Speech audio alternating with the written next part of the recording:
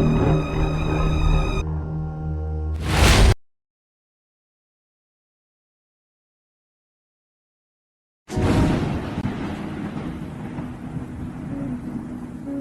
Vandals and Vandalettes, it's the God Mathematics, and you're now listening to the Vandal Hour, live on S.STREET Media.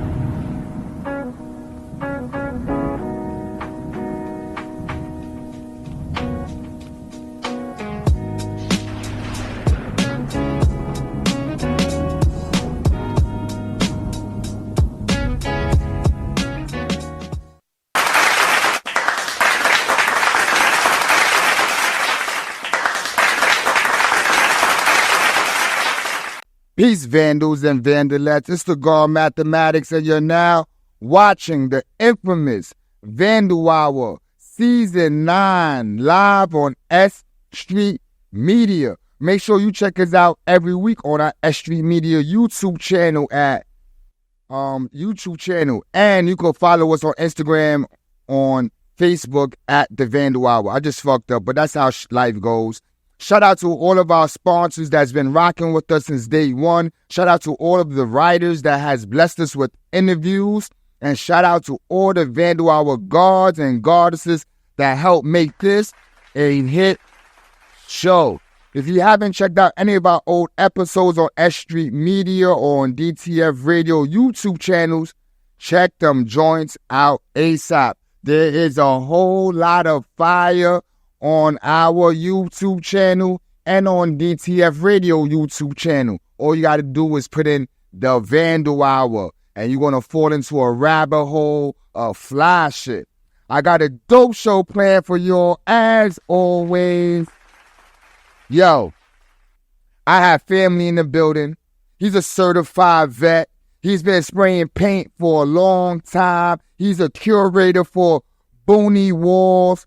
He done killed wars and hit steel, and now he is here. And he goes by the name of When C.O.D. Yo, we're going to get into a deep conversation with the God. He got a lot of things going on. He has been on the Vandal Hour before, early seasons. Again, this is family, so this is like just a conversation. But before we get into our interview, for the people that might not be familiar with this part of the show, but this is when we get into the Vandal Hour news. Art Basel just happened a couple of weeks ago. I didn't have the pleasure of going to Art Basel, but if you did, I know you saw a whole lot of fly shit. I saw a Fat Joe painting. I seen a lot of crazy shit, man. And it was dope, man. For the people who may not know what Art Basel is, it's an art situation that happens in Florida. I believe it's in Miami. The Museum of Graffiti got a lot of stuff going on out there. Shout out to Chet, who curates all of that stuff out there. If you haven't been to Art Basel, make sure you take a trip out there. If you're a bomber, it's definitely a new area to hit, man. Everybody goes out there and destroys shit. That's what Art Basel is about.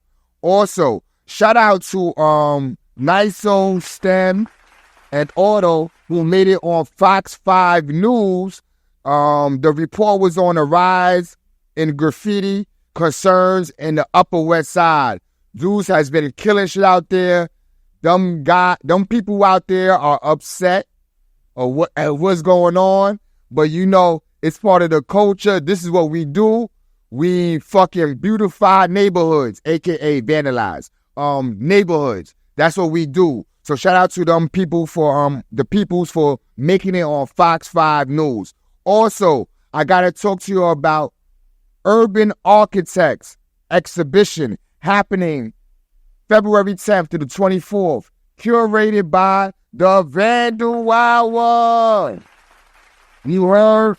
We're going to be featuring graph artists, street artists. Some of the artists involved that we have already: Merc, BBB, Tommy the Animator, STEM YNN, Slash FTR, Moody Mutts, Danny Cortez, Hops Art, J-Lo YNN, Michael Allen Alien, and now we got one COD. Hey, that motherfucker.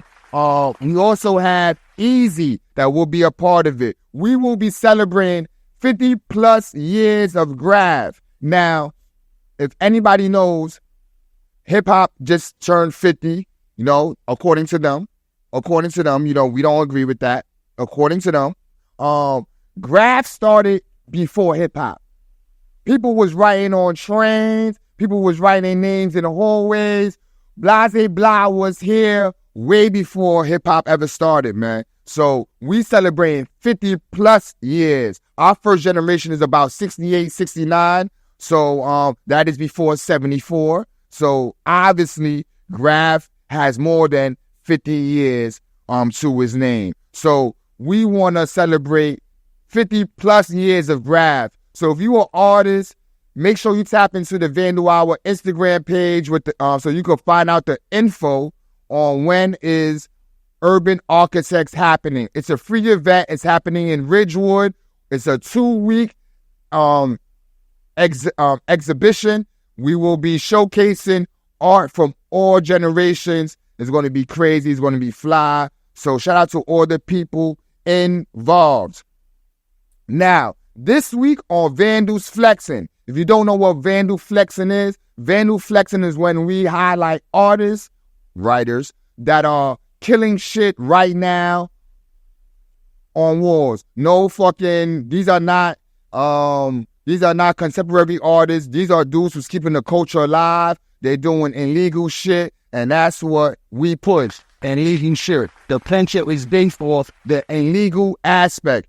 But it's all different aspects of the culture. But our pawns, wrong word. Our foot soldiers are the bombers, man. Without the bombers, there'd be no culture. So shout out to all the people that's killing shit right now. I'm seeing a lot of OSI, O-S-I, man. I think he's AVL. I seen a lot of this dude, Drex, AMK, and he's down with some other crews too.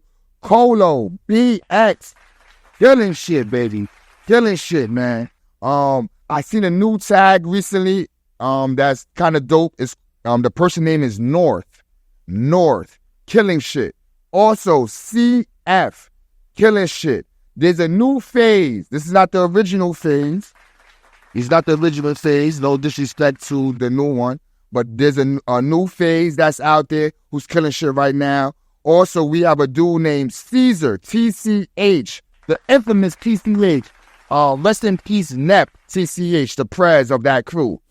I also want to add this on. This is not part of my script, but I was talking with a person yesterday here in my office that knows a person who gave me some dope information. I'm not going to go in detail, but I'm going to say I learned a lot about Wombat. If you know who Wombat is, you already shouted them out on the show already. But if you know who Wombat is, they're killing these rooftops stupid. The style is real. It's called, I forgot what they call it. It's a word for it no style. It is a no style. The person uses no style. That is a new style in New York City right now. No style. A person who may fall into that category is a neck face. Neck face is a no style person. So shout out to Wombat. Wombat got a lot of shit going on. I'm just going to say this. Wombat is anti the system in all forms of fashion. You might even say, what they call that shit when you anti the government now? They call them I forgot the word, but they are anti the government. They don't pay taxes. They're not into none of that shit. So I am a person who loves people like that, man. Anti the system. Who don't give a fuck about what's going on. They just live their life. So shout out to Wombat. Hopefully, if the person that I know, shout out to Kitty, if she could connect the dots with me, I might get an interview with Wombat. I'm not saying that this is what's going to happen, but it's a possibility, and that's good enough. Wombat does tattoos, and the girl Kitty got a wombat tattoo on her back, which is the wombat, which is crazy. So shout out to Wombat doing a whole lot of things. If y'all into the culture, you'll know who I'm talking about. Now, if you want to be featured in Vandal's Flexing, send your pics to our DM, or you can email us at thevandalhour@gmail.com. But I'm going to tell you in advance, if that shit is trash, we are not highlighting that shit. If it's fucking disgusting, if it's something that's not getting up, we don't fuck with it, man. We don't fuck with it. We fucking with people who's really putting it down.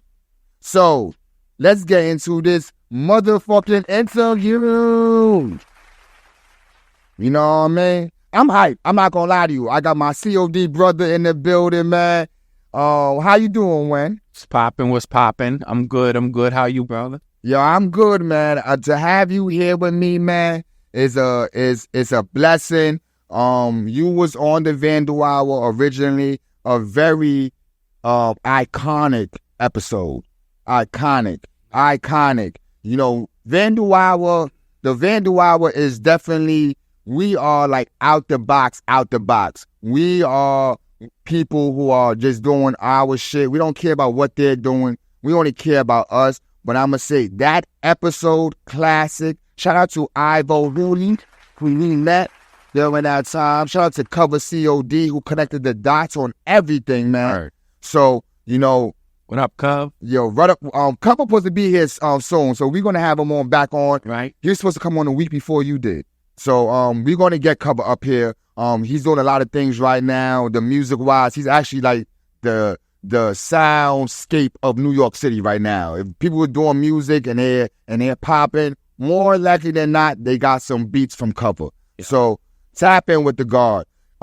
Happy New Year's, man. Yes, Happy New Year's, everybody. Enjoy long, healthy life and success and joy and family time. How you feeling on New Year's? I mean, how you feeling New Year's, New Year? Got any resolutions? Well, you know, I don't I just try to live it right these days. So, you know, every day is like a resolution. You know, every day. That's a jewel. That's a jewel. Yeah, but life is good. No complaints. Like you mentioned, the last Vandal Hour that I was here a couple of years ago, it was a lit night. And, definitely was. I was, we were living our best life back then for what it was. And since then, you know, there's been changes in my life, you know, so for the positive, you know. So, you know, you're talking to a more clear, focused, laser beam Wen right now, which is good. Yo, so since the last time we talked, what you been up to? Well, essentially just focusing on not losing what we were able to gain in the past. So basically, you know, painting trains and starting up the wall culture in New York, and it's spreading around, and, you know, everyone enjoying this, you know, the benefits of being able to paint publicly now. Just focusing on staying good, and also building my event, Boone Avenue Walls, which, you know, is sort of the culmination of a career, you know, of what I've been doing, you know, in the Bronx all my life. You know, your career spans generations. You know what I mean? You definitely have a long and illustrious career graph-wise. Like, you went through different transitions. Yeah, we went through phases.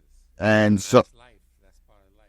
And as we were speaking off camera, as I said, I remember going to Harlem back in the days, early 90s, and seeing Wayne and Wen shits everywhere. You know what I mean? And it was kind of inspiring to me during that time, because it was street level bombing at a high level. I just had Bears on TBR, and he's one of the people that was doing illegal pieces. People do throw-ups.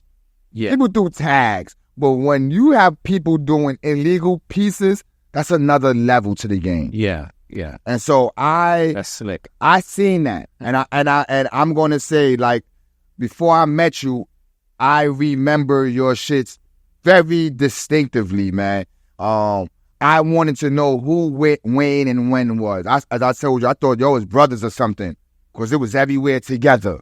Yeah, where there's a Wayne, there's a Wayne. Woo, that's a fact. Yo, we was wild back then, and there was no business to this. It wasn't like, we were motivated to become, Instagram or social media leaders or, influencers. We were just painting, it was our culture. It was where we was from the early 80s. And so I'd say in late 80s when the trains started getting hard to paint, and, at that time they had kind of sort of more or less install more high-tech equipment to even prevent us from getting into it. They were already alerted. So, it just became, and they were washing the trains really fast. So, like, they didn't get no run. It was just a transition that MTA was going through. And so that made everyone kind of like, at that time, not optimistic to go and paint a train because it was going to get buffed, or, you was going to have to run and lose your cans possibly, or whatever the case was. So, we scratching our heads like, damn, we can't really rock like that. And the type of painting we did, we needed time. We wasn't even, really trying to just throw ups on the trains and in and out. We needed more time. So we took that energy, that vibe, and we just kind of went to the streets with it. So I would say in like 88, 89, we would just roll up to like walls, specifically on White Plains Road is where we from, uptown. So we would just go out there at like 2 a.m. on the corner of 214th Street and White Plains Road, which is where I met Chain 3 back in 93, maybe 92. Wow. And, we would just be out there painting, and there wouldn't be much people bothering us at all because it was so late. And when the police did show up, instead of running, I would just tell Wayne, look, just stand here next to me and let me do the talking. Bang, what you guys doing out here? Oh, officer, we're cleaning up the neighborhood. As you see, the wall is really tagged up right now, but what we're doing is a mural. Well, why are you guys painting at night? Oh, the landlord didn't want us to do it during the day, during business hours, and that kind of like convinced the police to let us go. And so we ran with that protocol. Just and then we started doing it during the daytime. With some of the places, because you were speaking to me about some of the places that you kind of like opened up on that. Give me some of the places that you opened up, like that you was doing, that you was bombing before it became illegal. Before dudes started doing legal shit there, y'all was doing the illegal shit. Well, yeah, I think before a lot of definitely before the word street artists and street movement, and as big as it is today and heavy as it is today, that didn't exist back then, because it was just, first of all, graffiti wasn't popular.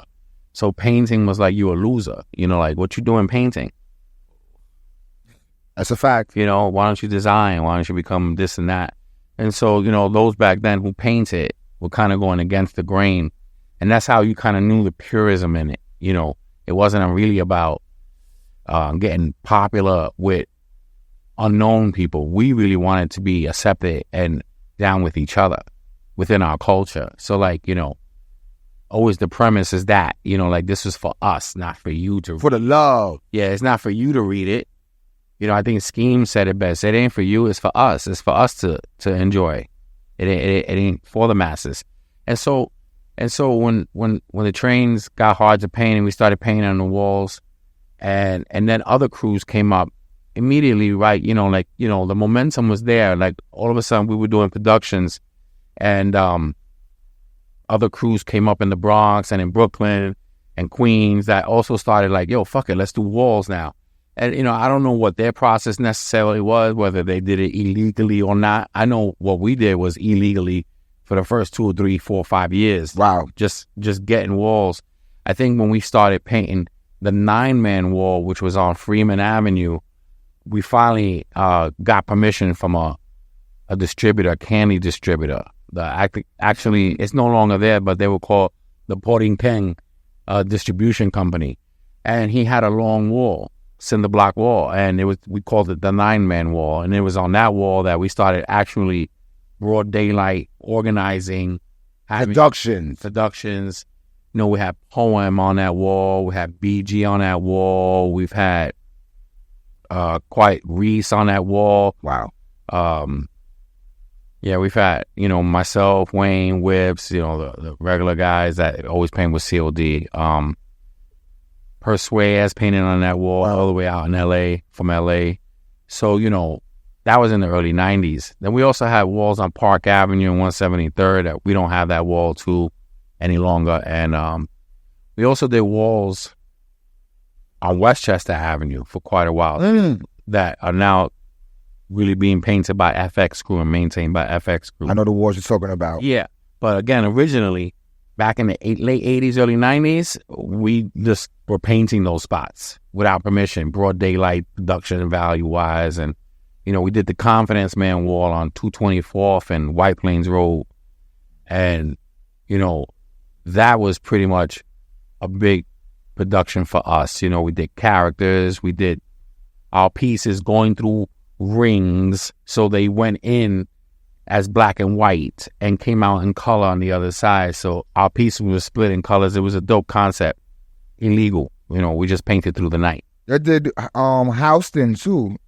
We painted Houston Avenue wall. So like when you get off, I forget the name of that school right there on the corner, but when you get off the FDR Drive and you make that first right onto Houston, across the street there was always a schoolyard there. That was always bombed the wall, you know, Lower East Side back in the 90s was bombed the hell up. Shout out to my man Vifa. And then one day, one of my mans that lived down there was like, yo, I would love to paint that wall across the street. And I said, yeah, we could get that done, bro, because that's what we about. Like, I was with it too. Let's do it. You know? So that was a pretty epic production. We got Doze. We had Dante, we had Dash. Wow. We had Ghost, we had Reese. All heavy hitters. All painting. These are all transit train killers. Facts. All painting on a wall at the same time for the first time. You know, Risk TC5 and, you know, crew from Uptown FC. Wow. And COD. And we also did it illegally. So basically, we got into the schoolyard on a Friday night and started it up. And again, we ran with my concept of like, when they roll up, let me do the talking. And so when we was just there all Saturday night through the production with the ladders up and everything, we just never got approached.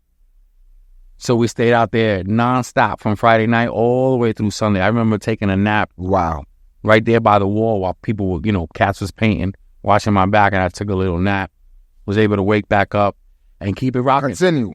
And then we repeated that the following year. And the following year they had like music production and you know rap groups were performing. They made it into something after that. Yeah. There was actually somebody in the neighborhood, you know, somebody suffered a death, so they had like a memorial party going on at the same time. So we did their portrait. We had a stage out there. And yeah, man, those are the days. Those are the days. Yo, when I think of Wayne, I think of Wayne. No doubt. Wayne, where you at, bro? Wayne, man. How did your two even connect? Oh, we just bumped into each other uptown. Like I had already started painting, dating back from 83. I think me and Wayne met in like 84 or the summer of 83 into 80 or the winter of 84. And then in the summer of 84, we started hanging out. We just met uptown and we just got to vibing, and he lived maybe 2 blocks away from me. Oh, shit. Oh, you know? Wow. So we started just hanging out and looking at outlines and sketching. And, you know, Wayne was very motivating back then. So he was like, yo, one, let's go painting. Yo, one, let's go painting. Yo, one, let's go painting. And I was with that. You need one of those. You need one of those. I was with that, you know, because I had really started out with Cento. And my man Saya, and you know there was some incidences where we got raided a few times. So when you get raided with some people too many times, you say to yourself, "I'm gonna take a break from these cats right here."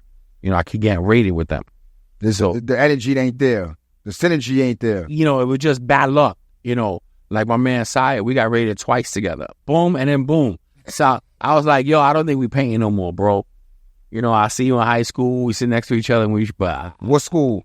We used to go to art and design. Everybody went to art and design, man. Some of the killers, the CD killers went there. Yeah, that's right. Art and design back then was no joke. It was serious, you know. Shout out to Fable. Fable was recuperating right now from that horrible incident that he suffered up in the Bronx a couple of months ago. But I met Fable in art and design. I met Scene. Lady Pink was going there. Wow. Ernie Pays. Weber was going there. Webb. My man Stank. TC5. Mr. May. Shout out to Mr. May. All from different boroughs, man. Killers from all boroughs. Yeah, these cats were, you know, some cats didn't paint on trains back then, but they did a lot of what we call paperwork, you know, and they were dope, you know, like, so I got influenced early on by like really dope niggas. And so when I brought it up to the Bronx, I had this attitude of like, yo, I'm seeing art from really, really, really, really dope artists. And so we, you know, when I met with Wayne in the beginning, we were first kind of like bickering with each other, like competing. But that phase passed really soon because we got along together well, and we taught each other certain things about graph, you know, how to navigate, you know, between not getting caught and dealing with beef and things of that sort. When y'all was together, give me a night out of painting of Wayne and Wen. How do that look like? What do that look like? Oh, it was very often like I would be doing my thing with my gang, you know, and back then I was driving around, smoking weed, picking up chicks, you know, going to clubs, getting out at 2, 3, 4 a.m. and heading uptown and going to, you know, Nick's Pizza on Gun Hill Road or something like that with my man. Shout out to Ray Ski. Whips, you know, we used to flood. And what happened is that Wayne would sometimes hit me up at like 2, 3 a.m. saying, yo, Wen, what's up? Yo, there's a layup. How he did this, he would either call my house phone or we had pages back then. So we would get a beat and call back. Yo, the layup is in. And that's how we used to kind of connect sometimes. Like, you know, I would come home, switch up, get out at around 2, 3 in the morning, meet up with Wayne, and we just go to a layup. 233rd Street layup. How many hours y'all did at painting? We didn't round. What, in painting a train? Like when y'all was doing, when you're in a train situation, how many hours? Well, Wayne painted a whole lot more trains than I did, so he probably has a different gauge. But me, personally, I don't think I stay more ever than 2 hours at a train. You know, like I got in, I did what I had to do. And I was one of those cats that like, if I'm done, I'm not waiting for you, my G. Or I go wait in the car. You know, I'm climbing. I'm not going to wait right here. Yeah, I'm climbing. I'm not going to stay on the third rail and wait for you to finish. I'm not going to, like, you know, look down the lane for the rest of the night. I'm going to go out of the area and go sit in my car and you know where it's parked.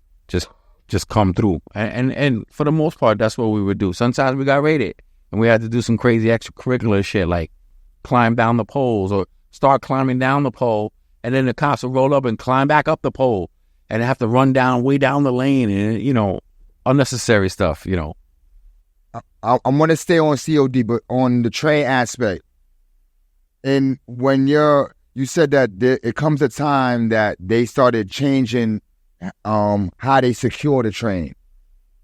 Describe to me before when you wanted to do a train, before the security situation was happening, how would you do it? I'm assuming that you're not climbing over no gates yet. No. So, you know, I started in '83, so by then it was full blown. Like they already knew the jig was up. Niggas is catching wreck in the yards and certain layups and things like that. So, you know, don't get me wrong. It was fenced up. I think the 7 train put dogs around the yard for a summer or two, which didn't work out. But they actually created like a whole moat of concrete around the entire yard to allow the dogs reign, so that, essentially to get into the yard, you had to cut through a fence and pass the dogs to get to the next fence. So they were trying all kinds of stuff like that. I know they had trip laser going on pretty much early on back then. And so back then it just wasn't, the resources didn't allow it to happen across the entire system. So like wherever it was real bad to them, that's where they picked up security, and then cats would just go to another place and catch wreck there. Like, for all of the shenanigans that was going on with security, the ghost yard was like impervious to it. I mean, you'd have to have Bio, or Sam or somebody up here telling you the real stories, but the amount of quality cars, the quality cars that they pulled out of that yard, you would think they never got raided. But they did. I've heard stories of them getting raided. But again, those dudes spent the weekend in there. I remember the ghost yard from Videograph. And that's funny. I assumed that the ghost yard was called the ghost yard because they had ghost painting when they was talking about the ghost yards. So I assumed that was the reason why they called it the ghost yards. I honestly don't know why it was called the ghost yard. I just know that TK and TAT was in there a lot, and it became pretty much well known that if you wasn't down with that squad, you shouldn't go in there. I mean, you could, but you gotta deal with the ramifications. You might get what we call back then colloquially a head crack. That's a fact. Word up. Yo, for the people who may not know about the COD crew, give me a little bit of history on the COD crew. Well, it started with Michelob and Rem 311 and Shaz, and shout out to Shaz and all those old school brothers right there. Shaz is actually involved in the entertainment industry these days. So you'll see him about in some Grammy Award event, after party. I don't know what Michelob is doing, and rest in peace, Rem 311. And then Wayne got down, and then I got down, and eventually it kind of like went from graph to a little bit like in the mid 80s and early 90s, the hustling element of life was kind of happening. So quite a bit of cats with COD started hustling at the same time. Skeen, shout out to my man Skeen, COD. And so we was kind of intermingling with like, hustling and also doing graffiti. And so, we kind of had like a crew mentality with the graph. So a lot of cats running with us was just drug dealers, not really graffiti writers. And so that gave us kind of like this kind of like bravado, like it was strength in that. Yeah. At that time, that's what it was about in the streets, having, a crew behind you, the numbers, the neighborhoods. And we had a lot of neighborhoods rocking with us. And that's why we was able to paint also in so many different neighborhoods, because there was that element also. Even if you got permission, if you wasn't down, what you doing here? Who say who? And, you could find yourself in some ruckus right then and there. And things are different back then. If somebody says something to you, it was likely popping off. Today, there's a lot of that, just talking and no action. Compromise, I want to say, which is great. I'm with that. We don't need any more bloodshed, even though they're still going on. But back then, it was really on. Like, if somebody's coming to talk to you while you're painting, it's beef. It's beef, because there was no, like, acceptance to it. So it wasn't like it's going to be amicable. It was going to be a problem. But, the crew started basically painting in 83, and it ran real hard into the 90s. And then the Europeans came into the scene. And what happened there was they invited Wayne over to Norway. And so Wayne went over for the first time in probably like 1990. Wow.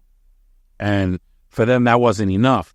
So when Wayne came back, we made the introductions over the phone, and they flew 5 of us out. Myself, Reese, Whips, Wayne, and my man Adris from Chicago. And so we went out to Uppsala, Sweden for the first time. And, that's where, like, our eyes opened up to the world. Like, wow, people are treating us in a certain manner. And the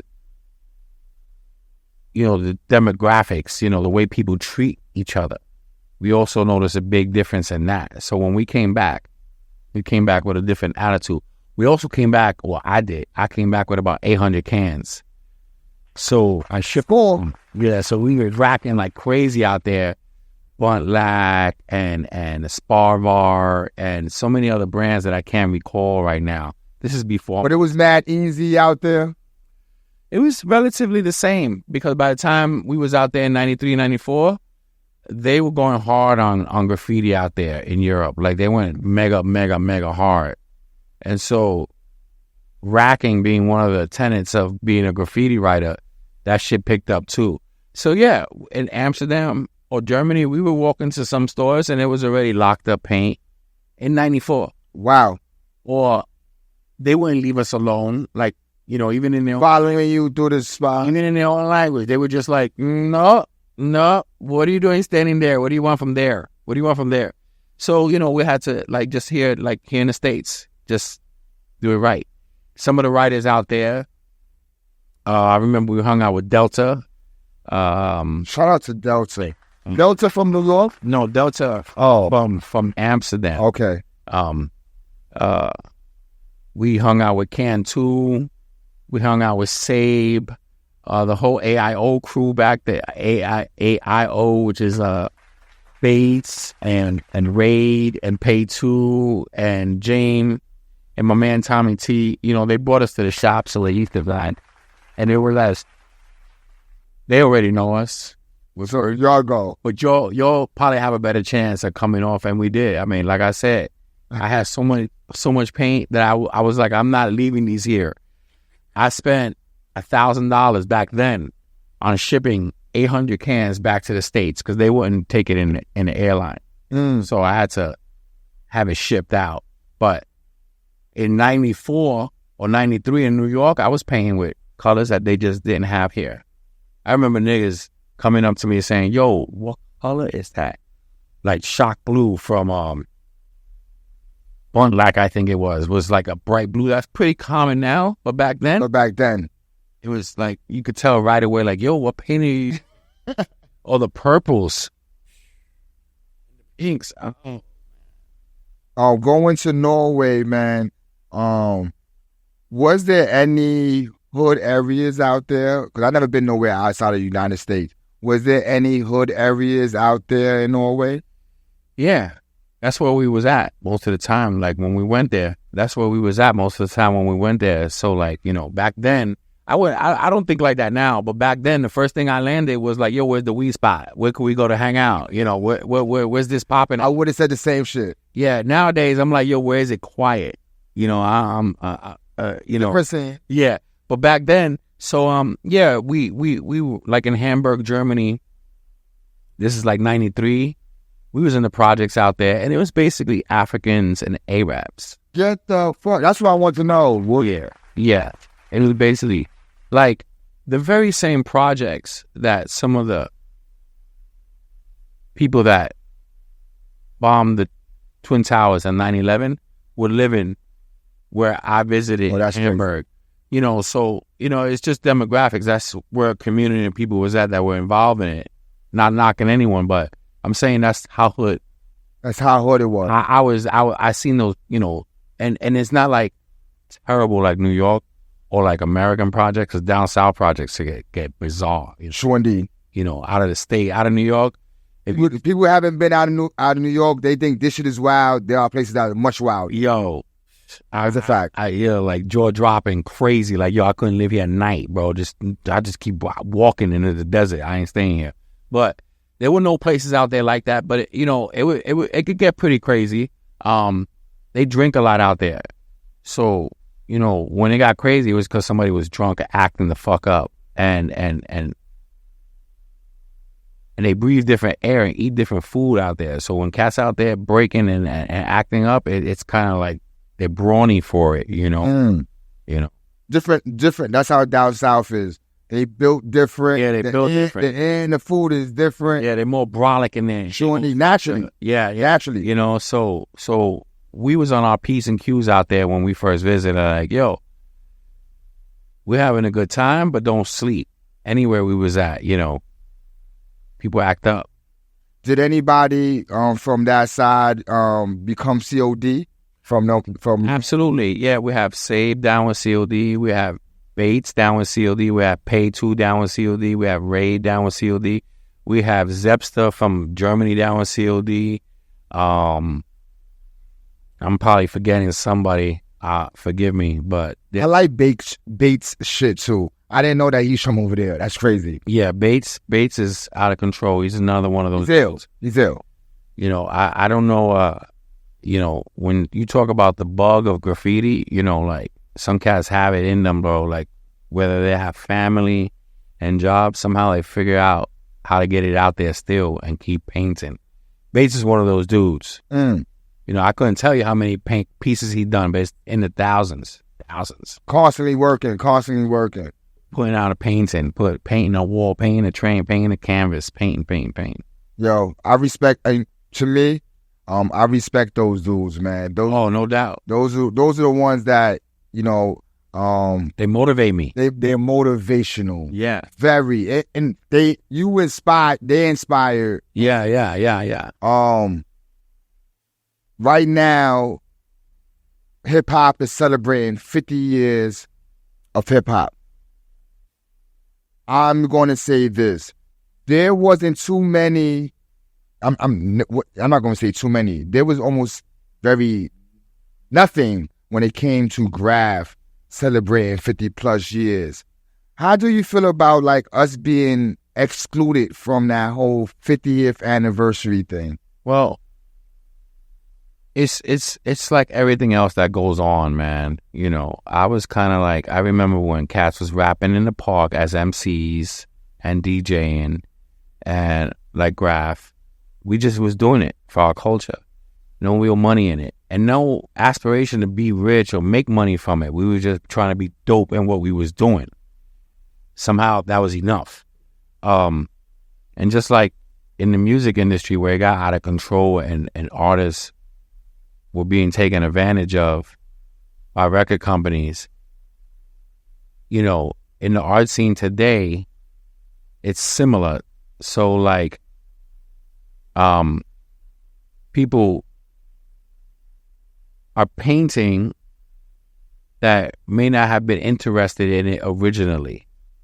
And so the 50th anniversary celebrated was good for the culture in the sense of, you know, some accolades to some of the artists from back in the days and some awareness was created and some attention to the culture. But ultimately, we all just have to admit that we still don't own our shit. And so I agree. It was just sort of another form of proliferation of the culture because the networks and the not-for-profits that were granted money to endeavor projects for the event, a lot of it went towards the musicians and some grandiose performances, which was warranted, but I really can't indicate where it went towards any visual street art as a tenet of one of the pillars of hip hop, you know. So, you know, at one point during my event of the 50th anniversary, which was my 9th year event last year. That's the Boone Walls you talking about? That's, to me, that was the only 50th. So Boone Avenue Walls, I didn't put it out to celebrate the 50th because, you know, I wasn't really like a component of that, a proponent of that. It didn't matter to me. It really didn't matter. You're putting a finite number on something that, You really cannot. You know, you could just celebrate hip hop. But to give it that number 50th, you know, there was a lot of controversy to that, which is great. You know, it opens up dialogue and it opens up discussion and everything, but there's still no real answer to it. And I think it feels a little unfulfilled, like you said. There wasn't a lot of visual stuff except for the music stuff. And so I'm glad you did the Boom Walls, because I went to the Boom Walls this year. It was and it just coincidentally fell on the 50th. You do this already. Yeah, but it's our 9th year. Yeah, so but to me, you brought so many generations together under one umbrella of the Boom Walls. I think it was so dope to have you had a Scheme there, to a OV there. You know, you had so many different people who did different things in our culture. So that to me was the closest thing to a celebration of Graph for this 50th. That was the closest. Also, for the first time last year, which I think we're going to try to do this year and expound on it, but like since it was the 50th and music was involved and Cover is a producer and he does this, I asked Cover to perform, so he was able to perform with some of his artists. I had Scam Dust, the MS Squad. I saw that, man. I saw that. My man Free Guard performed that day. Yeah, so we had quite a few like kind of musicians, music groups performing, and so that was kind of like our tribute to the culture. But simultaneously, these are cats that have been doing music for the last 20 years, you know. So it wasn't like it was like, oh, let's just jump onto it. This is family, and it was just that type of year. Like, you know, music was being highlighted as an anniversary thing, but it inspired us to maybe continue on that. So we may be this year for our 10th anniversary having more musicians, you know, and have a little bit more of a celebration, you know, with the music and the art. Let's talk about the Boom Wars. How did you even connect with that situation? How did it come about? I don't have nothing, no music to put between here during this. We only have probably 20 minutes left. Oh, so this is what we're gonna do.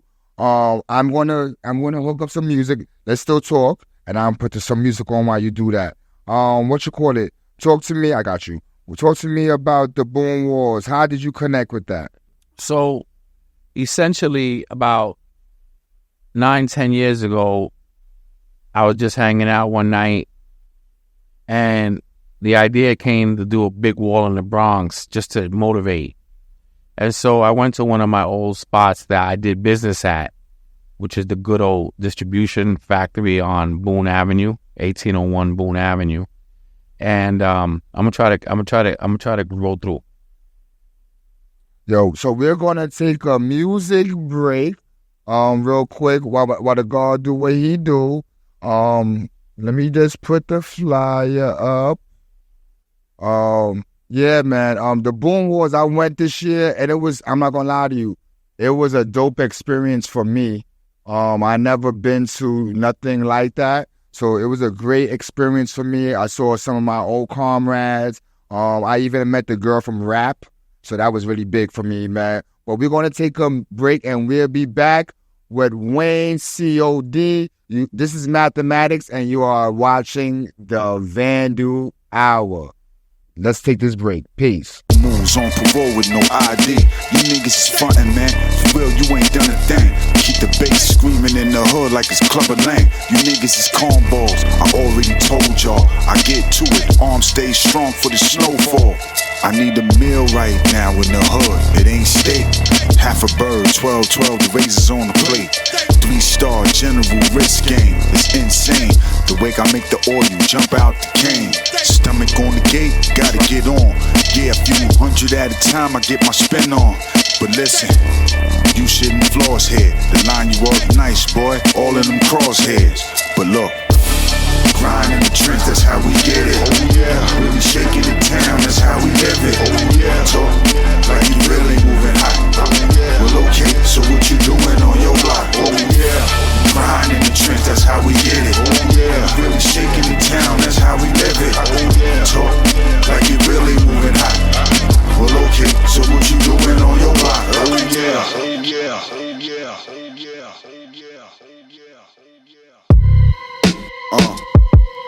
Yeah. Clip smoke, free to God, man. 23 shit, man. Listen. Discovery real in the world of the haves and have-nots. Used to microwave coke for the glass and steel pots. In this game I made the roster, kept the cane proper. Cracked the zip, open the aromas like gym lockers. Started young OT with rocks for sale. Sweatsuit, 100 grams on me in the pocket scale. Move like next day, priority mail. I aired the package, all I had was a table, a stove, and the air mattress. From the home of the New York Yanks, they be slugging 38. Special with gloves on and dust 'em. They don't care where you blasting at. Motor scooter cruising with the Casper in the fanny pack. Look, I am a beast around coke. When these comes to these bars, I am something like brown dope. Down and dirty grinding in the field from that scene. Dug up in the trench with the phone with the cracked screen. Yeah, this is New York City rap. Home of the uptowns, the 5950 caps. Brace yourself, they bang away. They really bury niggas where the Yankees play. This is New York City rap. Home of the uptowns, the 5950 caps. Brace yourself, they bang away. They really bury niggas where the Yankees play. I've been moving since the Bounce Squad CDs. Beamer station wagon, gooseneck with the BBs. It's real in the land where them hammers slam. Nylon jackets, bulletproof shields, and battle rams. For real, they get to telling. I seen it all from Bronx Supreme to 111. Politics and the game became dangerous. They let a rat come home, shine, become famous. This is New York City rap. Home of the uptowns, the 5950 caps. Brace yourself, they bang away. They really bury niggas where the Yankees play. This is New York City rap. Home of the uptowns, the 5950 caps. Brace yourself, they bang away. They really bury niggas where the Yankees play.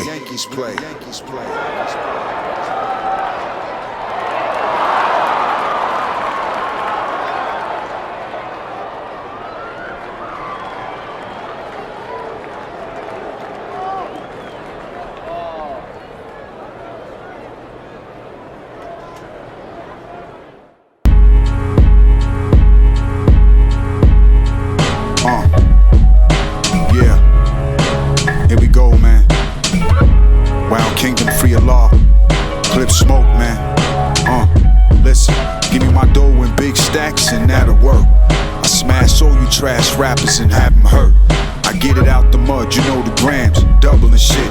Dug my trench up from scraps, fam with shovels and picks. My loyalty is real, it is nothing less. I ride like that coach that you saw up and marked for death. You on green, get your go on. All live and so on, till you're singing for the man with the gavel and the robe on. Move around your team, wired up, sour nigga. Didn't wanna hold your weight up north, you coward nigga. Never.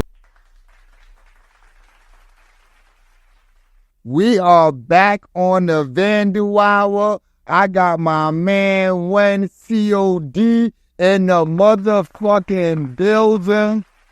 It's historic, man. It's historic. You know, we was just talking about the boom walls. And so let's get back to that, man. You know, as I said to you, man, it was a great experience. I got to meet, you had an artist there that did some sculptures. Oh, you're talking about John Ahern. So John Ahern, who is Charlie Ahern's brother, twin brother. Oh, wow. Does sculptures of folk. So basically, he does a cast of you. And once the cast is done, he hits you back up like a month later and he has, you know, a cast of you, a mold of you. And so I thought, so Boone is not just like, you know, like I was saying, about 9 years ago, I asked the owner of the Goodell Distribution Company to you know, let us do a wall there. And so 9 years ago, my mentality was just to paint this event, this wall. And then we did it again in 2015, and we did it again in 2016 and 2017. By 2017, 2018, it got into my mind that, you know, this should actually be a yearly event, because what started happening was the first year was just that one long wall, but the years that followed, more wall space was happening, and people were coming up to me from the neighborhood saying, would you paint our space too? So we were allowed to expand from the original 20, 25 artists to about 40 artists. And so that's where the idea came up of making this an event. And so what ended up happening was I started thinking, let's expand it to just who I know. And, you know, because I'm changing now too, I'm growing with it. And so I'm like, you know, let's just reach out to more artists who we don't even know. And so that's where we were able to reach out to some of the artists that you're talking about. We had Scheme, Chain 3, we had Cade, TMT, we had my man CJ Art, who's a lot younger of an artist. And he's more of a muralist. He doesn't do graffiti per se. But see, that's what the purpose of Boone Avenue is, to kind of bridge this gap, this distance between artists and culturalists and younger artists coming on. Because the only way for that to really happen, to my experience, is through interaction. You got to hang with a cat. You got to see them paint. You got to hear a question and hear them talk and vibe with them to form some kind of like bond, you know. And so Boone Avenue started out as a graffiti event, but it, I believe, has matured into more of a art festival for graffiti writers and for artists alike. And so this year, the 9th year that just passed, we were able to expand to include over 130 artists. Wow. And it's crazy, that person that was doing the sculptures, they did one on Coast. They did Lazarus. Yep. The famous biker woman that, yo. Yeah, so again, what the message was, to expound it to just beyond the graph. And so when I met John a couple of years ago, but, you know, things are constantly like percolating. And so last year's motivation, because we had so much more space, but I saw John actually making a cast, and it just instantly inspired me. Like, would you like to show? Would you like to have some? And, you know, we had to go through the process where they're going to hang, how's it going to work? But we were able to do all of that. And yeah, he had quite a bit of people show up just to see his statues. And we haven't even done enough coverage of it. So I have so much footy from that day that I still haven't done the John Ahern, you know, show, like, you know, highlight. But it's coming, and it's inspiring. You know, it's just another art form from someone that's within the culture that we don't know. That's a fact. So that's another purpose of the Bone Wars. Yeah, for, you know, we can meet people that we didn't know who existed, but were always there.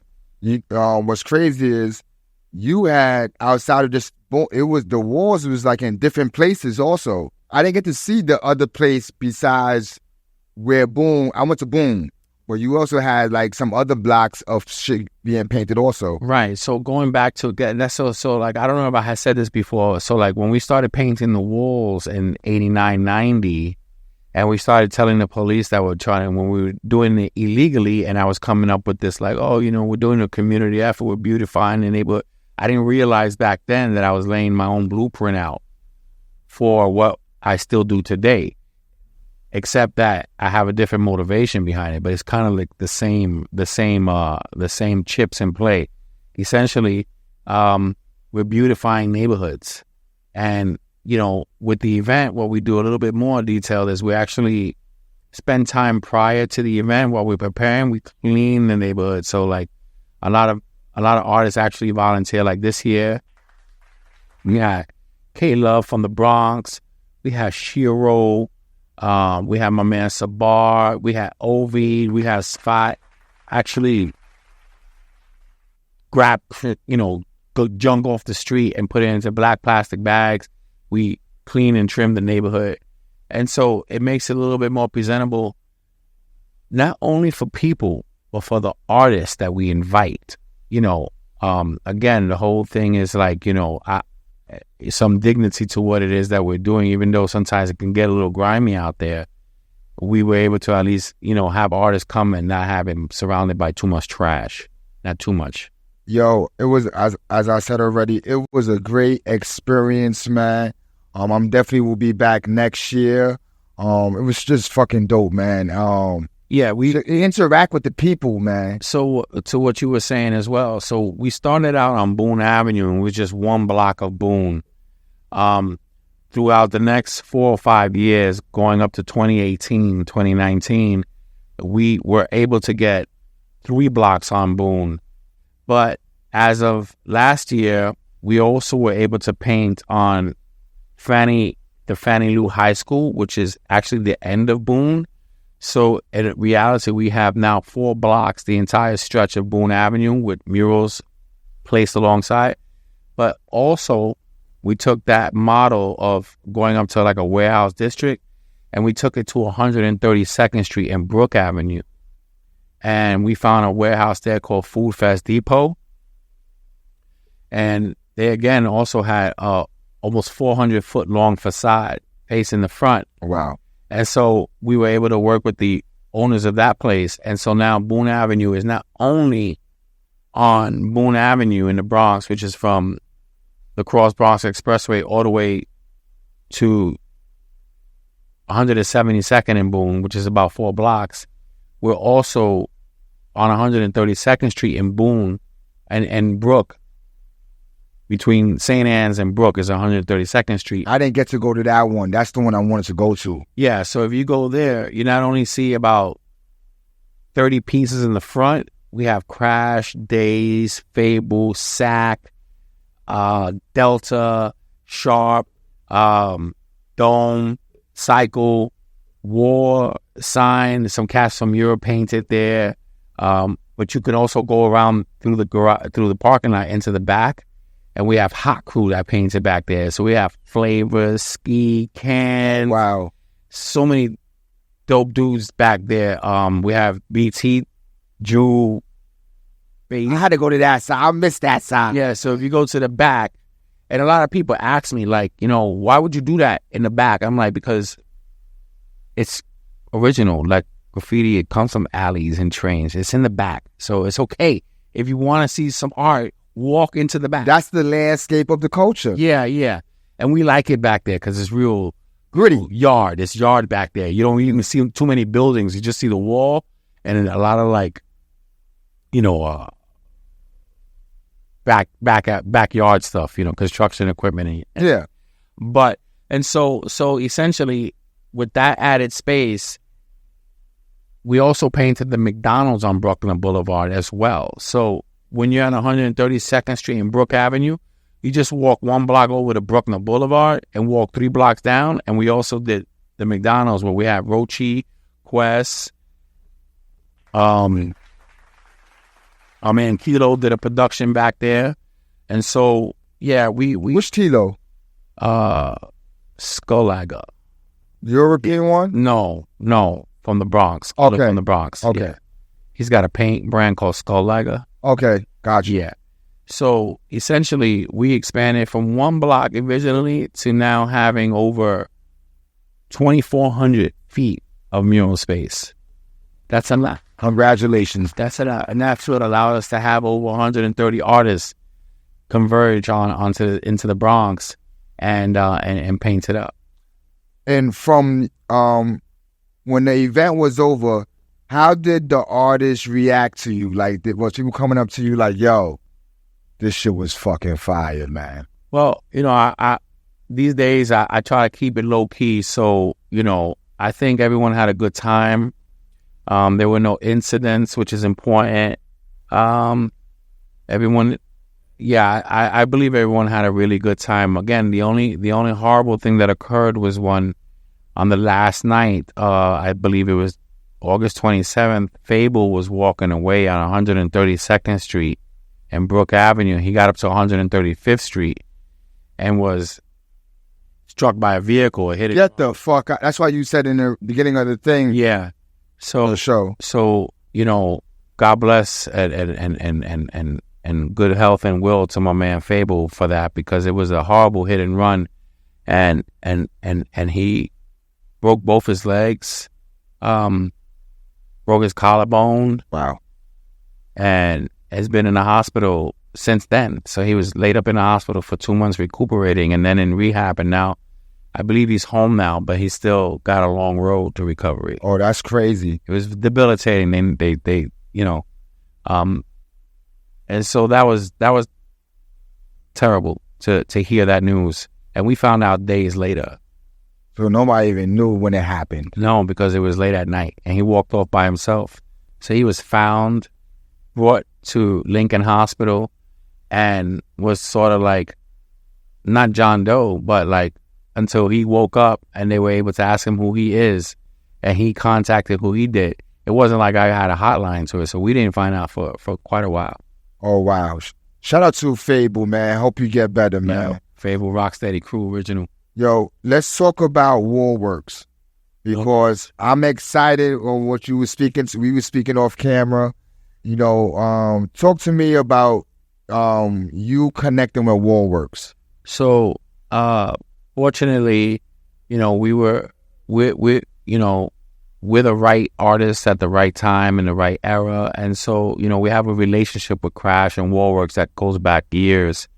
But I never really envisioned trying to, you know, work, you know, with Crash, because, you know, he was doing what they do and we were doing what we do. But in bringing the Boone Avenue Walls event to the Mott Haven section of the Bronx, which is 132nd Street and Brook, it made sense to me that instead of it just being another entity, you know, coexisting with another entity, it made sense to me that we kind of like collaborate a little bit, especially in that region. And so what Woolworks and Boone Avenue Walls is doing in there is organizing the event portion of it down in that area.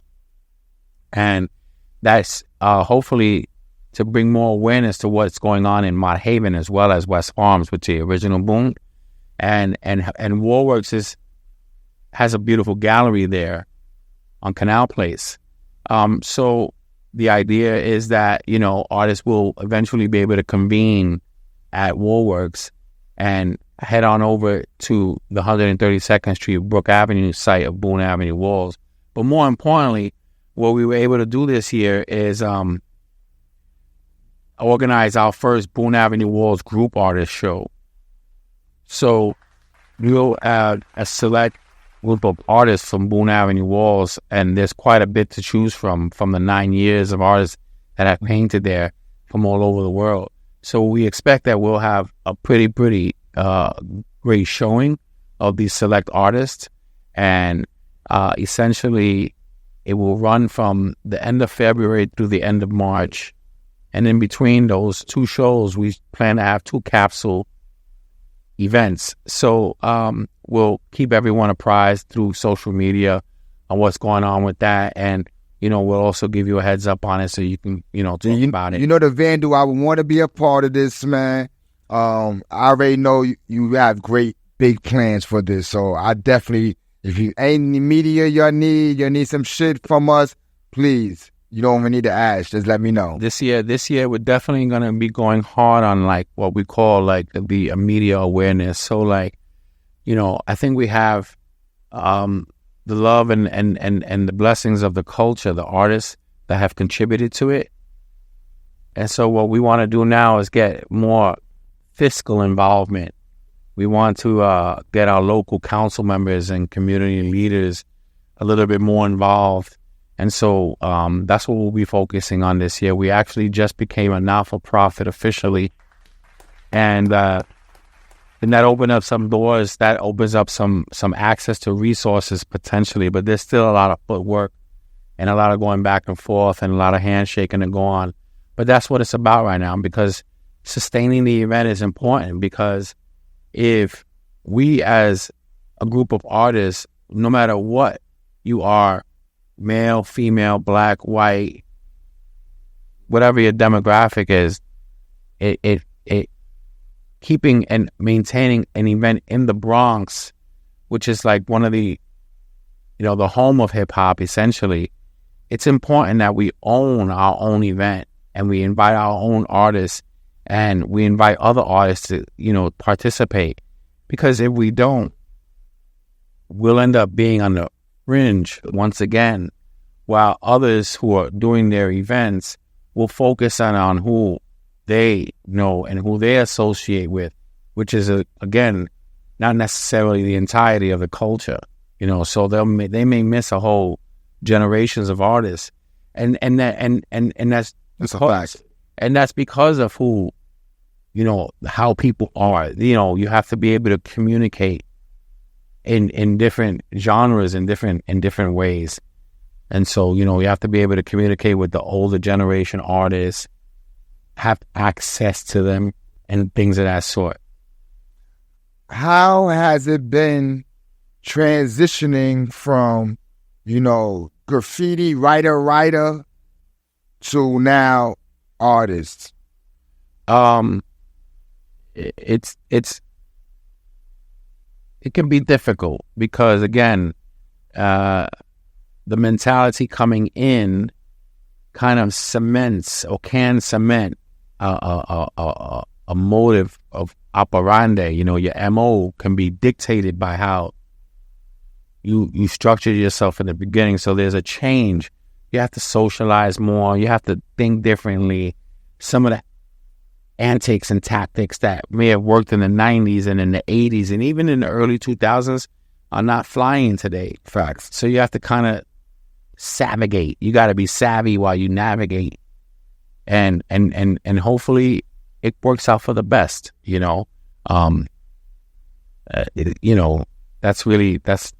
that's how I see it. When I speak to you now, and, I think about 8 years ago when you did the Vandal Hour, it's like two different people. I'm not going to lie to you. I am proud of hearing you all, man. Because first of all, I've been in that same situation, but not even that. I've been around you, like, outside of this graph shit. And I know who your heart is, and to see you flourishing, and I'm not talking about financial, I'm just talking about in your purpose. Yeah. I love to see that, and to hear you conversate.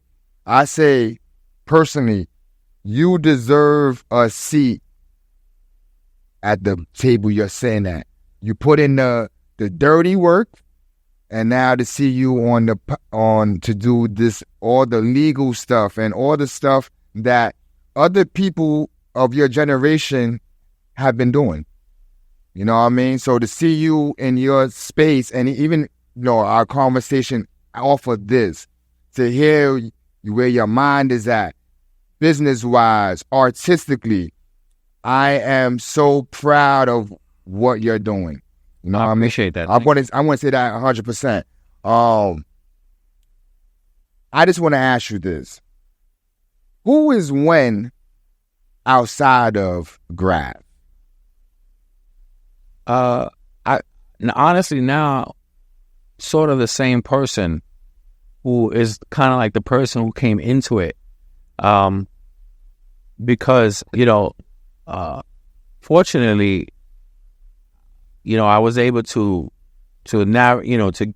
work it out. Not everyone does, and unfortunately we take losses on a basis, and I'm always sad to hear about those type of things. But for those who are going through it even right now, I can honestly say that if you give yourself, if you can feel enough for yourself, you can really overcome what it is that's fucking your head up and fucking your life up. Whatever it is, whether it's drinking or drugs or women or graffiti, bombing too much, because it's all the same. If you're getting in trouble for it and you're taking losses, financial, and people that you need, like if it's your mom or your pops because that's their house and you need them because you live there, or if it's your wife and you need your wife because that's your family, and you're letting them down for something else, I mean, you can do that. But a smart cat will be like, but that don't really seem to be working out for you, my G. And, if that's how you want to do it, but you ain't inventing nothing new. You're not going to be the one that's going to break the mold and make something good happen out of something bad. It's a very rare thing. It's very, very, very, it's one of them things that not too many people are able to do. It's not even bankable. You can't bank on luck. You can't bank on that. You can't bank on somebody that did what they did, and you just comparing, which is another symptom of the whole shit. Focus on what you do.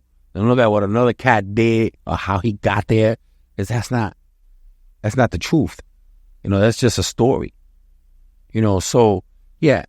Back then, it was fun times. We rock and rolled our way through it. We had some celebrity for what it was in the culture back then. Traveling around the world and being treated, like this, given nice sums of money and staying in hotels and girls and everything and pain and, but, if you don't respect it is what you have, you can lose it, And so I learned that lesson. And fortunately, I'm still able to stand here and keep it moving, and then, and that's really, I'm grateful for that. A lot of people, like you said, don't make it out of those rough times. And so when I see my friends going through these hard times, I was there. I had a addiction to cocaine, lost my mind. But I seen people who went through the same exact thing who's not here no more. Yeah. And also people who went through it and it really didn't faze them. It did. They just ran through it and like they're still chilling today. Just chilling. That's a fact. And so again, it's not something I compare because that's like kind of like a rabbit hole conversation. Like there's no real answer to it all. But again, it's those that do survive that are kind of like inspiring. And my hero, my brother Keo is one of my heroes, he's a survivor as well. And more than a survivor, he's a machine, he's thriving. And so, once you get past the phase of self-depreciate and self-hate and self-loathe and all that shit that you're doing wrong, but you do it anyway, once you get past all that, and if you're able to, whether you have friends or family, whatever your support system is, if you're able to recognize that, you just jump on that. And for me, luckily, not only was it my family, but it was my culture. It was my peoples. In my birth flames, it was my lanes and my whips and the covers that held a brother up when he was feeling like, he ain't gonna do it. And so we need people like that in our lives. Yeah, and hopefully, not everyone has access to it or recognizes their access to it, but it was an adventure. It was a learning experience, and out of it came wisdom, which is the most important part. Yeah, how I navigate now, it's like kind of like a simple line drawing. Because, I complicated shit so much back in the days that when you take away all the muck and mire, it's really just a simple thing to get done. It's not so complicated. And so that's one of the good things about it, able to just kind of like be able to slow down and think about a smarter move that I'm making instead of just jumping into it. That's a fact. Who are some of the people, when you was coming into this culture, who was some of the people that influenced you? Like whether it be graph-wise or whether it be life-wise? Well, to that, there's like a few names. I think, I came into the culture immediately with the mindset of beef. So like I knew that if I wrote my name up and someone went over me, that was like not what you wanted. So people I looked up to were people who were able to defend themselves and not let that happen. So like, one of the first names that come to mind was Agent and Scheme. Agent was a writer back in the early 80s. I remember that time. Yeah, and he was kind of like a muscle man behind Scheme. So Scheme had the style and Agent rolled with him. But like nobody was touching nobody back then. And, which reminds me of another duo in my neighborhood, Jason and Dusty. there's no social media, there's no cell phones. These names were just whispered names. Like when these two cats, like when certain dudes came around, you might get robbed, you might get beat up, you might get, yo, what you looking at, kid, and just get beat up. So I come from that era, and so I was influenced by writers who not only had style, but like had a crew around them, like they did it right, how to navigate right. I mean, that's how I was thinking back then. Me too. You know, so I didn't want to go be down with a crew that was soft At all. niggas ran. I wouldn't run, you know, like if I see you run from a fight, I'm not fucking with you. enough. You're not my man. I just couldn't justify it. Like, yo, bro. So, you know, that was my motivation. So like Scheme and Agent. For style, you had Webb and you had Ernie New Wave, Midge, Ents. They had like this Futura. They all had a style that it just fascinated me how technical it could look. Now you look at it now and it still looks great, you know, and what people are painting today is pretty amazing.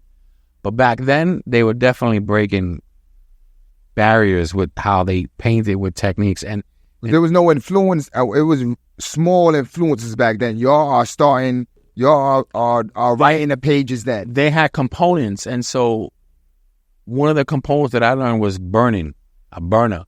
And so, you know, in graffiti, a burner is like the heavyweight division in boxing, the more dangerous shit, you know, like your shit gotta really look dope.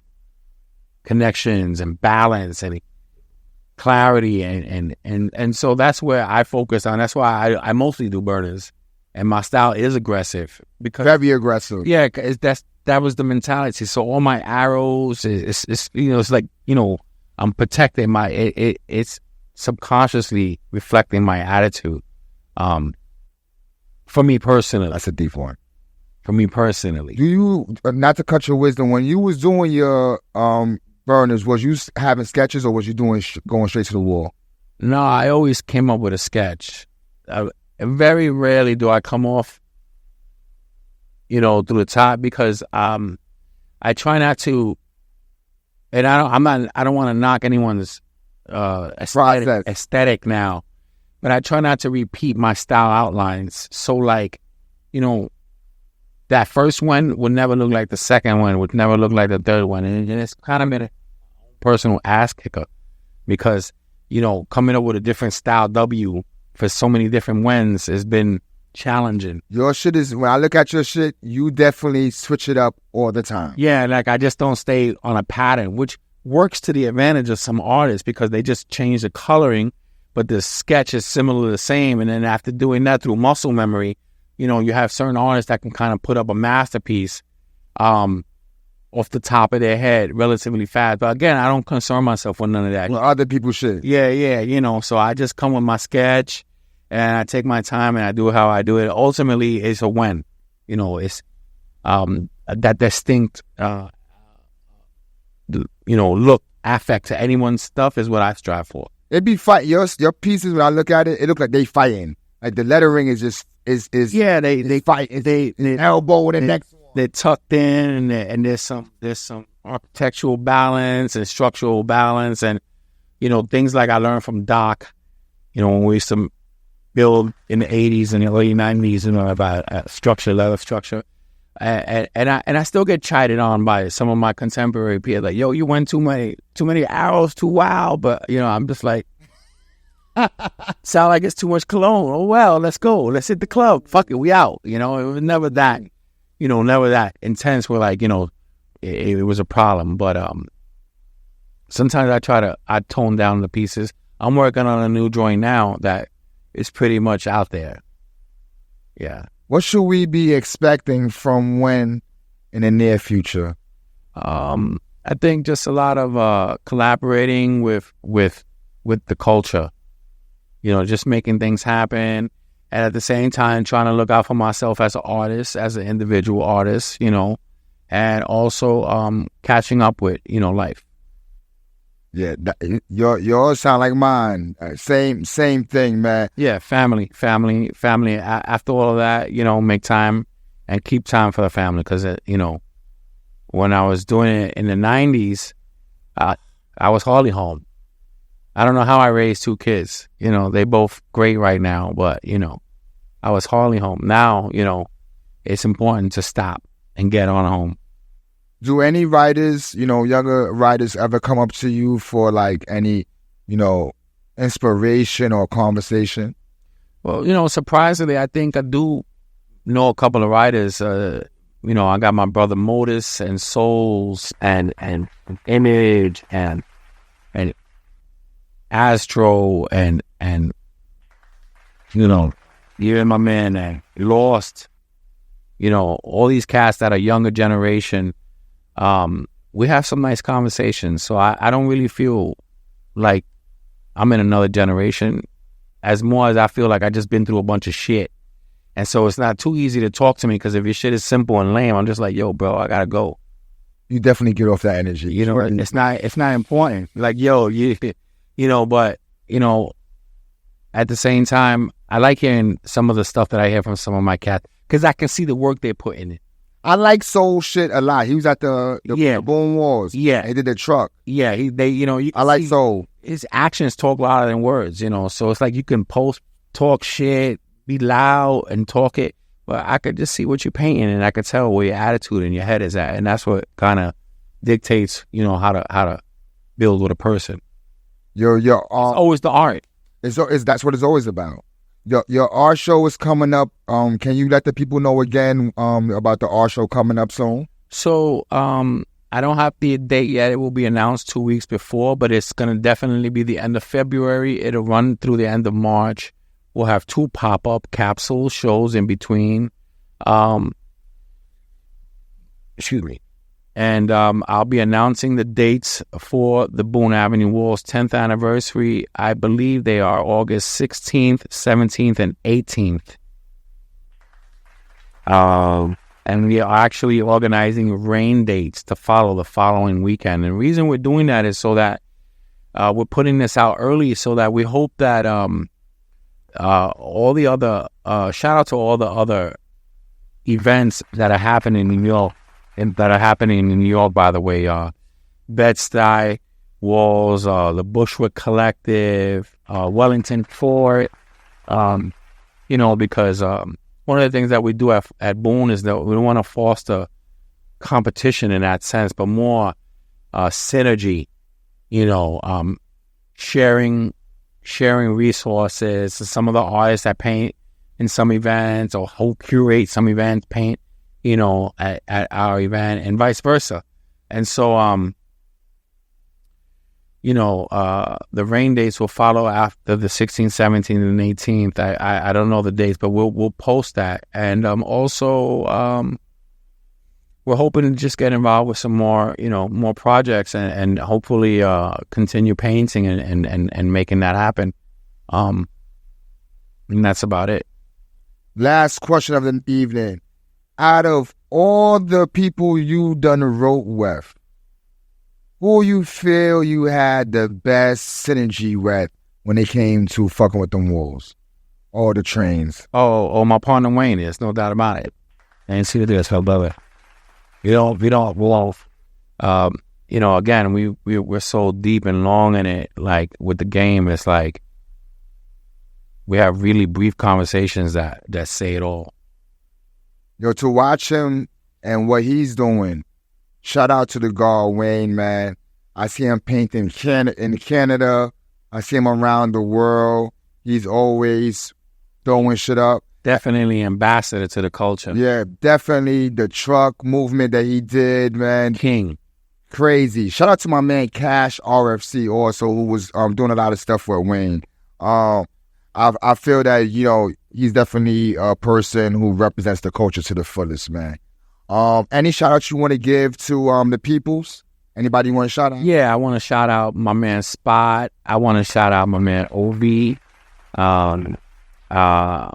Bluster, Totem, my man Sharp. I want to give a big shout out to Crash and the entire Tats crew. And the reason for that is for all the support and guidance and mentorship that I get from these cats around me, younger and older. You know, we got a really good thing going on in the Bronx with the event, because it's a feel-good event. You know, it makes everyone come together. It makes generations. It bridges the gap. People that never knew each other get to meet each other, and that fosters. Like right now, Hef is down in Brazil painting with bits. You know, shout out to Bits and Dessert. Wow. You know, and that happened because they met on Boone and they changed numbers and they got, oh, I'm gonna come down to Brazil, and he went down to Brazil and you see, so the event to me is very important because it brings the world, it makes, and which is what happened originally to us in the 90s, going out to Europe. It just makes the world smaller. You know, now, you know, we're there, you're here, you know, the knowledge. True connection. Yeah, the knowledge and understanding makes the world that much smaller. And that's, you know, that part of what it's about. I was appreciative of going to Boom Wars and meeting Scheme. You know, watching him on you know, what's the movies? Subway, Star Wars. Star Wars, my bad. Watching him on Star Wars, he's very influential to me in that. And so when I went to Boom Wars and to shake his hand, it was just, to me, it was an honor, man. So thank you for putting together a dope event, man. Great energy out there. Shout out to my homegirl, Jackie, who had the paint out there, too. All City Paint. All City Paint, man. You know, that's family, man. So it was just a great experience for myself, you know. I want to give a shout out to everyone who supports the Vandal Hour, man. I want to give a shout out to Wen COD, who came in here today, man. We've been planning this for a while, and you know, I just wanted him on the show with the new perspective, man. And I'm proud of everything you're doing, man. I'm proud to even call you a friend. You know, Cover is like my mentor. So, you know, when he introduced me to you, man, Cover, it was a blessing. And shout out to Cover, man. I gotta go check you, God. We'll be seeing you probably this week or next week. But Cover, man, thank you for everything you ever done for myself and connecting a lot of dots for me, man. Shout out to everyone who supports the Vandal Hour. To watch any episode, go to YouTube. Type in the Vandal Hour. It's either going to be S.STREET Media or DTF Radio. Either way is love. Run those numbers up. Thank you for all the support. My name is Mathematics. That's Wen COD. And you are now watching the Vandal Hour. Peace. Peace. So you don't edit these. You do very, very